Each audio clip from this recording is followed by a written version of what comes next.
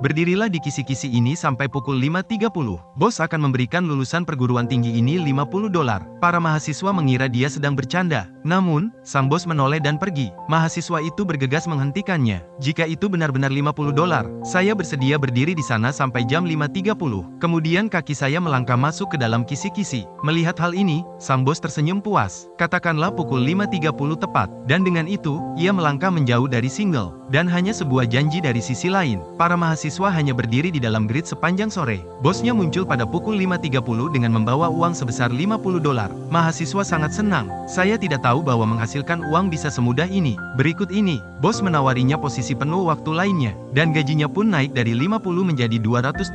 Berdirilah di atas kisi-kisi. Mahasiswa tersebut dengan senang hati menyetujuinya. Keesokan harinya di tempat kerja, kakak mengundangnya ke sebuah pesta dengan papan seluncur. Para mahasiswa sangat ingin pergi. Tetapi, hal ini menghalangi pekerjaan Anda. Kakak saya bilang tidak ada yang mengawasi Anda di sini. Dia menolak untuk melakukannya. Anda bisa menunggu sampai tidak ada orang di sekitar Anda. Dia mengangkat kaki kanannya lagi dan mencoba untuk keluar dari grid. Namun, setelah dipikir-pikir lagi, di mana lagi selain di sini? Bagaimana dengan pekerjaan yang menawarkan kesepakatan seperti itu? Jadi, setelah dia menyentuh tanah di luar dengan lembut, letakkan kaki Anda kembali ke dalam sangkar. Pada hari-hari berikutnya, mahasiswa berada di sini sepanjang hari. Dia bosan dan dia melihat ke arah jam tangannya. Hari itu, seorang pencuri lewat dan mengambil sebuah dompet. Wanita penyandang disabilitas itu memohon kepadanya untuk dapat membantunya mendapatkan kembali dompetnya. Tetapi pekerjaan ini tidak memungkinkannya untuk keluar dari grid. Jadi mereka hanya melihat pencuri itu pergi. Ini hari gajian. Mahasiswa tergagap-gagap untuk meninggalkan pekerjaannya. Bos segera berbalik dan memintanya untuk mengatakannya lagi.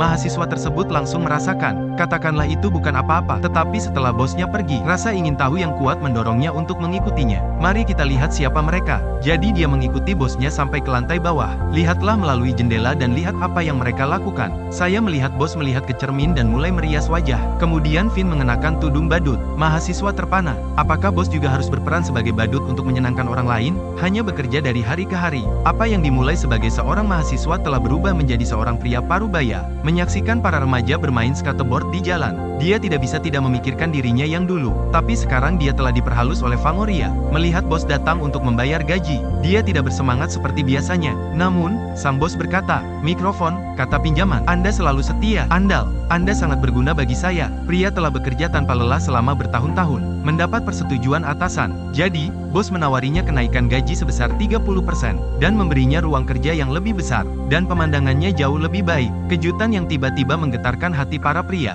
Apa yang dulunya merupakan pekerjaan yang membosankan dan menjemukan, hal ini memberinya kesempatan hidup yang baru. Terburu-buru waktu, ketika wajah mahasiswa muda ini dipenuhi dengan kerutan, rambutnya berwarna abu-abu dan gajinya pun naik menjadi $2.000. Namun kali ini dia mengundurkan diri ketika bosnya akan pergi. "Saya ingin pensiun sekarang jika bisa." Sampai saya melihat beberapa janggut putih di leher bos. Saat itulah ia menyadari, saya telah menjual masa muda saya kepada bos. Tapi apa gunanya mengenal men sekarang? Orang tua itu mulai berpikir, apa sebenarnya arti kehidupan manusia? Dia berjalan ke arah seorang gadis. Saya menukar jam tangan saya dengan skateboard miliknya. Namun, segera setelah kaki Anda menginjak papan seluncur, dia langsung jatuh ke tanah. Dia bukan pemuda yang sama seperti dulu. Dia sudah tua dan renta. Sekarang Anda harus berpegangan pada pagar dan meluncur perlahan-lahan. Semoga kita semua melakukan apa yang diinginkan hati kita. Hiduplah dengan cara yang Anda inginkan.